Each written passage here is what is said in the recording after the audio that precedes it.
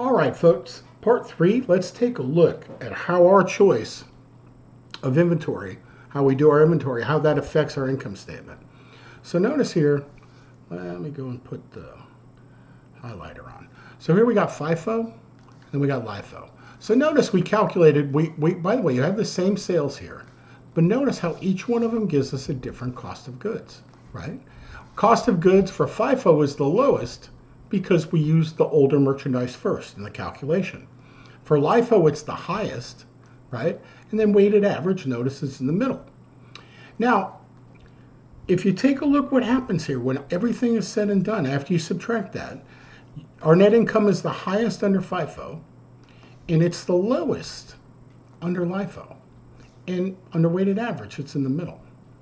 So you might wonder, why would anybody want to do LIFO?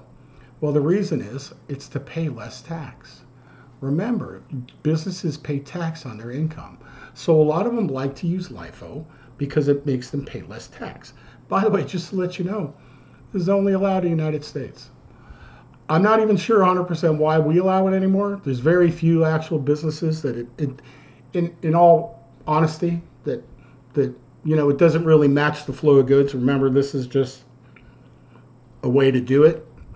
Doesn't necessarily match the flow of goods, and so most countries don't allow it. Okay, and then what about the balance sheet? Well, on the balance sheet, you're going to have the highest, right? On FIFO, because they're going to have the newest stuff left. And on LIFO, it's going to be the lowest because they're going to have the oldest stuff left. And again, who's in the middle? Weighted average. Okay?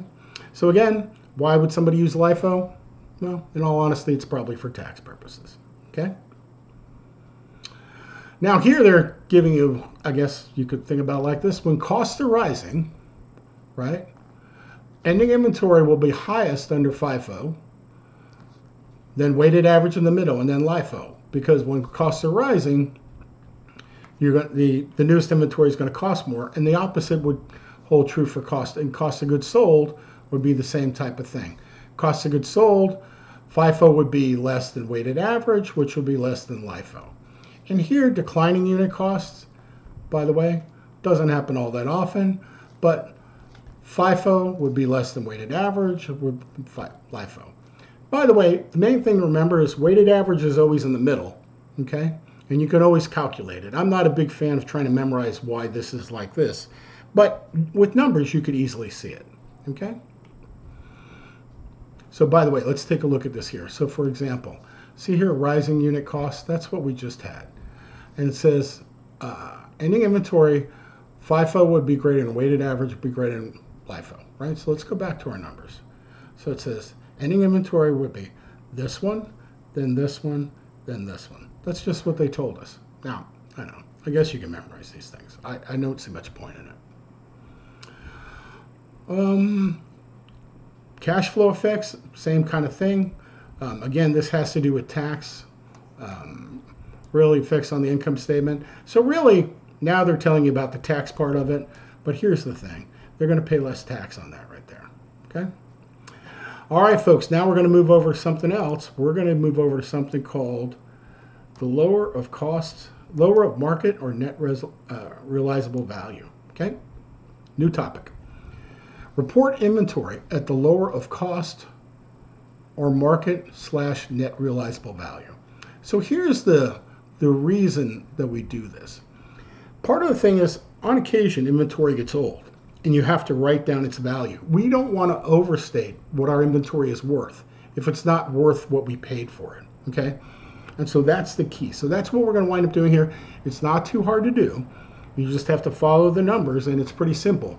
You're going to choose the lower number all the time, okay? So here we go. Now, why can inventory fall? Well, it's easily replaced by identical goods at a lower cost. It's become outdated or damaged. By the way, with technology and stuff, prices change all the time. The new stuff comes out, the older stuff's not worth as much, okay? So again, we want to make sure that our inventory on our balance sheet is accurate, okay? So when the value of our inventory falls below its recorded cost, right? The amount recorded for inventory is written down, Okay, all right, and so we're going to check out how to do that. All right, so for example, let's take a look. We have vintage jeans and we have leather coats. Okay, cost per item here is 20. The value per item is 25, right? Here the leather coats 165, but now the value is only 150, and we got 1,000 of them. So we're going to take, so in other words, these things right now, they cost us 165, but we could get them for 150. We're going to write down per item. What we're going to do is 15 times 1,000, $15,000. And what we're going to do, we're going to lower our inventory. We're going to write these down to be where they're like 150. And then cost of goods sold is going to increase by 15,000. Okay? And again, cost of goods sold, that's an asset account, and inventory is an asset account. So literally, we didn't sell anything, but we're losing money. That's why it's important to make sure you have the right stuff in inventory and that you're selling it quickly. Okay? So, question number 6. Why do we use lower of cost or market / net realizable value? Okay? Why do we do it? Okay, question number 6. Make sure you write it down for your quiz. Okay? Next thing we're going to do, we're going to take a look at something called evaluating the inventory management by evaluate inventory by looking at the inventory turnover ratio. Okay, so let's take a look at inventory turnover ratio. So with inventory, what you want to do, notice here you want to buy it, sell it, buy it, sell, buy, sell, buy. By the way, the more times you sell your inventory, what they call it turnover, meaning like you're running through it, that every time you sell, you're making more and more money. So you want to sell your inventory as fast as possible, right? Because every time you're selling it, you're making money, right? So what they do, they use 2 ratios. One's called the inventory turnover ratio, and you take your cost of goods sold divided by your average inventory, and that tells you how many times per year you're selling through your inventory. The other one is days to sell, and then you just take 365 divided by your inventory turnover ratio, and that will tell you the exact number of days. So one gives you a figure like 12, meaning you sell through all of your inventory once a month. The other one, days to sell, will tell you 30 days. Okay? They're really telling you the same thing, but in 2 different ways. Okay? So let's take a look. All right, so Harley-Davidson motorcycles, this is from 2018. They had, here you go, they had their cost of goods sold. Cost of goods sold was $3,350. Their average inventory, they take the beginning inventory and the ending inventory, divide by 2, and it comes out to 6.1 times. That means about every 2 months they sell all their inventory. Notice, you take 365 divided by 6.1, comes on almost 59.8 days, almost 2 months. All right, how about McDonald's? McDonald's, 3,155 divided by 110, 57.4 times. That means every week they sell through all of their inventory every week, every 6 days, right? Because this is more, there's 52 weeks in a year, right? So they're literally selling through everything about every 6.4 days. And then American Eagle, you can see the numbers here. There's their cost of goods sold. Here's their average inventory, 6.2, about the same as Harley-Davidson. So about every